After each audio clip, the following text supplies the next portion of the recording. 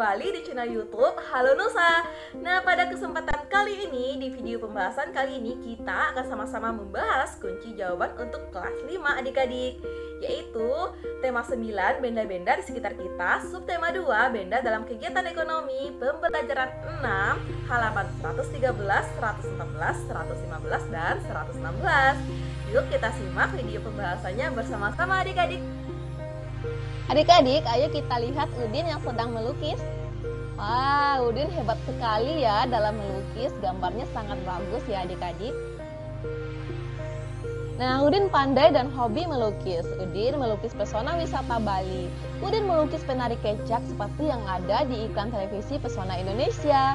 Lukisan Udin seperti gambar nyata. Tidak lupa Udin menuliskan Pesona Indonesia dalam lukisannya. Setiap lukisan Udin selalu mendapat pujian baik dari guru maupun teman. Orang tua Udin bangga dengan kepandaian Udin melukis. Wah, bagus sekali ya adik-adik. Nah, selanjutnya mari kita mengamati. Perhatikan hasil lukisan dan tulisan Udin tentang tempat-tempat wisata yang ada di Pulau Bali seperti berikut. Pertama, kita lihat ya gambar Pesona Indonesia karya Udin. Itulah penyajian isi iklan elektronik secara visual yang dibuat oleh Udin.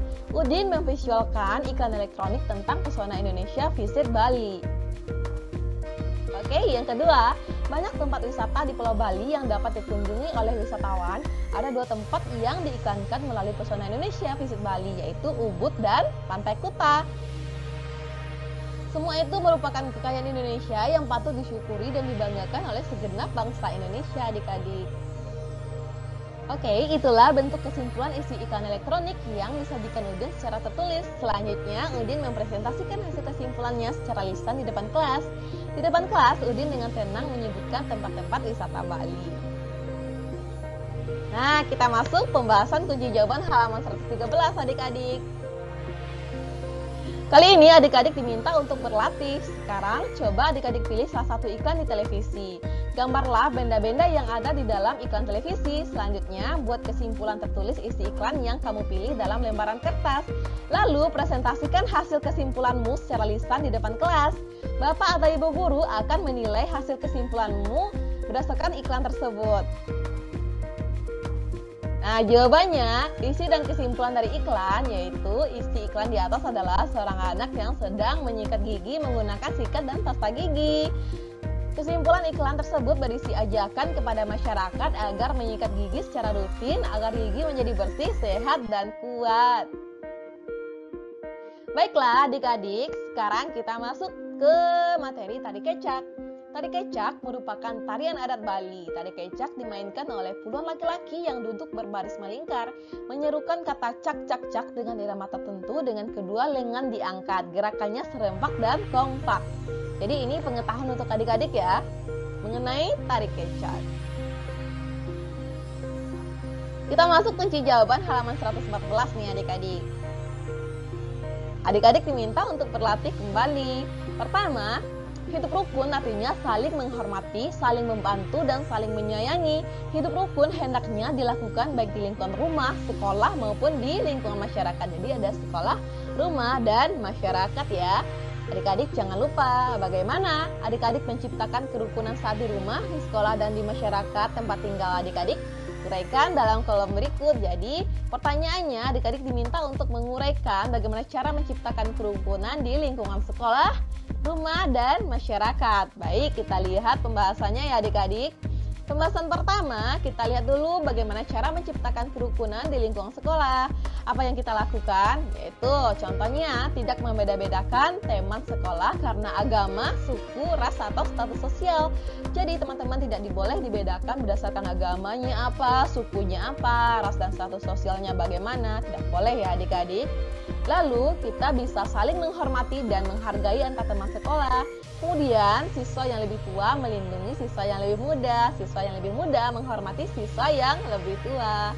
Maka akan terciptalah hidup rukun.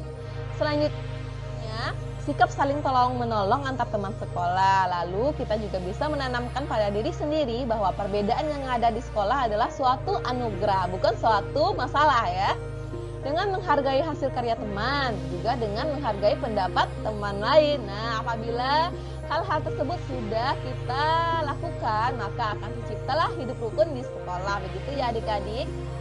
Selanjutnya, untuk menciptakan kerukunan di lingkungan masyarakat, hal-hal yang bisa kita lakukan adalah pertama, membiasakan tersenyum dan saling sapa, menyapa saat berjumpa dengan teman atau tetangga sekitar. Pak, selamat pagi. Hai, selamat pagi, selamat siang, selamat sore, selamat malam, apa kabar? Itu jangan lupa ya adik-adik. Lalu turut aktif mengikuti kegiatan yang diadakan oleh masyarakat sekitar seperti kerja bakti, rapat warga, dan lain-lain. Jadi orang ikut, kita juga ikut. Kita harus berpartisipasi apa yang dilakukan oleh masyarakat sekitar ya. Kalau masyarakat sekitar melakukan gotong royong, maka kita juga ikut gotong royong. Membantu tetangga yang mempunyai kegiatan atau tertentu atau hajatan. Nah, apabila ada tetangga yang mempunyai hajatan, kita juga ikut turut membantunya. Selanjutnya, menghargai dan menghormati tetangga yang berbeda agama, suku, dan ras. Oke, jangan karena tetangganya si A Kristen, lalu kita Islam, lalu kita hobi menjelek-jelekan dia, itu tidak boleh ya. Atau jangan karena tetangganya itu berkulit hitam, lalu kita berkulit putih, jangan menjelek-jelekan dia juga. Itu hal yang menyebabkan perpecahan dalam masyarakat. Selanjutnya, kita bisa dengan mengutamakan musyawarah mufakat dalam mengambil keputusan yang berhubungan dengan masyarakat. Lalu adik-adik dapat mengembangkan sikap kekeluargaan dan gotong royong dalam kehidupan masyarakat. Terakhir, dapat saling menghormati pendapat dan hasil karya orang lain. Apabila perilaku-perilaku tersebut sudah diterapkan dalam lingkungan masyarakat, maka kakak jamin akan terciptalah kerukunan dalam lingkungan masyarakat. Gitu ya adik-adik. Lebih lanjut, bagaimana cara menciptakan kerukunan di lingkungan rumah? Nah, kita lihat ya. Pertama, dengan menjaga secara seimbang antara hak dan kewajiban tiap anggota keluarga di rumah. Jadi harus dijaga secara seimbang antara hak dan kewajibannya ya. Lalu selanjutnya, dengan mengutamakan kepentingan keluarga di atas kepentingan pribadi. Kepentingan keluarga adalah hal yang paling penting. Jangan mentang-mentang kita ingin istirahat, lalu ketika disuruh oleh ibu kita tidak mau dan melawan. Itu tidak boleh ya. Kemudian selanjutnya yang ketiga, menyamakan persepsi dalam memperjuangkan tujuan bersama dalam keluarga. Lebih lanjut, meningkatkan keakraban dalam keluarga. Maka sering-seringlah berkumpul menonton televisi bersama. Jangan sering-sering tidur di dalam kamar sendiri. Selanjutnya, meningkatkan kualitas komunikasi antara anggota keluarga. Lalu melaksanakan tugas masing-masing anggota keluarga dengan penuh tanggung jawab. Kalau kamu bertugas mencuci piring, maka jangan lupa cuci piring setiap setelah makan. Kalau kamu bertugas untuk menyapu rumah, maka jangan lupa untuk menyapu rumah. Jangan tunggu orang lain untuk mengerjakannya. Oke, adik-adik, saling menghormati dan menyayangi antar anggota keluarga, sudah pasti ya.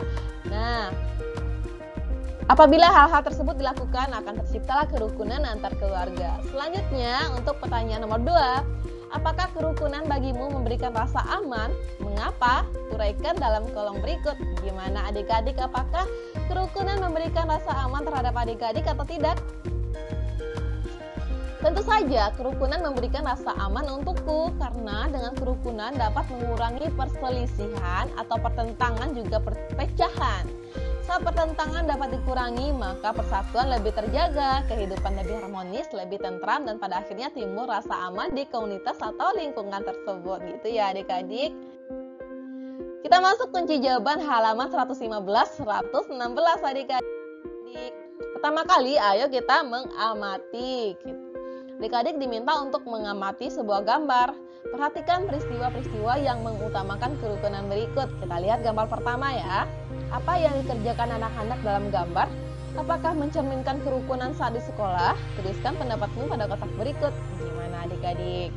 Apa sih yang dikerjakan oleh mereka? Apakah sudah mencerminkan kegiatan kerukunan di sekolah? Kita lihat pembahasannya adik-adik. Menurut saya, anak-anak pada gambar tersebut sedang merapikan buku-buku yang ada di perpustakaan sekolah. Gambar tersebut mencerminkan kerukunan saat di sekolah, karena anak-anak telah mempraktekkan tentang adanya perilaku saling pengertian di antara mereka untuk tetap menjaga fasilitas sekolah, juga sikap mengutamakan kepentingan bersama di atas kepentingan pribadi. Begitu ya adik-adik. Selanjutnya, gambar nomor 2, kita perhatikan bersama ya. Apa yang dikerjakan oleh bapak-bapak pada gambar di atas? Di manakah sikap atau perilaku pada gambar yang sering dilakukan? Tuliskan pendapat adik-adik pada kotak berikut. Jawabannya, bapak-bapak sedang melakukan ronda keliling kampung dengan siskamling atau sistem keamanan lingkungan. Jadi ternyata bapak-bapak itu sedang melakukan siskamling. Gambar tersebut mencerminkan sikap kerukunan antar masyarakat, di mana dengan sukarela dan kesadaran tinggi, warga masyarakat turut aktif melakukan kegiatan demi kepentingan bersama. Dengan keamanan lingkungan, diharapkan masyarakat dapat hidup lebih tenang dan harmonis. Baik adik-adik, kita masuk kunci jawaban halaman 116. Nah, kali ini adik-adik diminta untuk berlatih. Berlatih menjawab beberapa pertanyaan. Pertanyaan pertama, apa yang kamu lakukan saat di depan rumahmu ada kegiatan membersihkan lingkungan atau kerja bakti? Kira-kira adik-adik akan melakukan hal apa apabila di depan rumah adik-adik sedang ada gotong royong? Ayo, akan melakukan apa? Jawabannya, jika di depan rumahku ada kegiatan membersihkan lingkungan, maka dengan penuh semangat aku akan turut mendukung kegiatan tersebut sesuai dengan kemampuan. Apa manfaat dari hidup rukun? Beberapa manfaat hidup rukun antara lain, pertama, tidak adanya perselisihan antar warga, lalu kehidupan menjadi lebih harmonis, selanjutnya kehidupan menjadi lebih aman sentosa, kehidupan menjadi lebih tentram dan damai, dapat memperkukuh atau memperkuat persatuan dan kesatuan. Nah adik-adik, kembali kita berlatih, perhatikan kembali tari kecak dari Bali pada materi sebelumnya. Bisakah kamu mengembangkan pola lantai tari kreasi daerah? Sebelum kamu melakukannya, hendaknya latihan gerak-gerak tari dengan pola lantai berikut. Amati gambar gerak-gerak di bawah ini, kemudian tirukanlah gerakannya bersama teman-temanmu. Berlatihlah sampai kamu menguasai baik gerak maupun pola lantainya. Nah, ini untuk gerak pertama ya adik-adik, silakan perhatikan. Ini gerakan kedua. Ini gerakan ketiga, gerakan keempat, gerakan kelima. Selanjutnya adik-adik, mari kita berkreasi. Kamu telah mengetahui 4 pola lantai tarian daerah.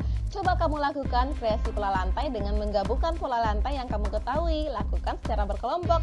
Kamu bisa menirukan gerakan tari dari tarian daerah manapun. Pentaskan hasil kreasi pola lantai yang kelompokmu buat. Bapak Ibu Guru akan menilai hasil kreasi kelompokmu. Nah, karena pembelajaran kita sudah berakhir, maka kegiatan terakhir yang akan kita lakukan adalah merenungkan kembali pembelajaran hari ini. Adik-adik, Indonesia kaya akan tempat pariwisata. Jika semua tempat pariwisata dikelola dengan baik, tentu akan banyak mengundang wisatawan, baik dalam negeri maupun wisatawan asing. Coba adik-adik renungkan betapa banyaknya devisa yang masuk ke negara dari bidang pariwisata. Adik-adik bisa mendukung usaha pariwisata dalam negeri dengan cara ikut mempromosikan baik melalui media cetak maupun elektronik, misalnya melalui pamflet dan website atau blog ya adik-adik. Baiklah adik-adik, demikian video pembahasan pembelajaran 6 untuk subtema 2. Kita jumpa lagi di video selanjutnya ya adik-adik.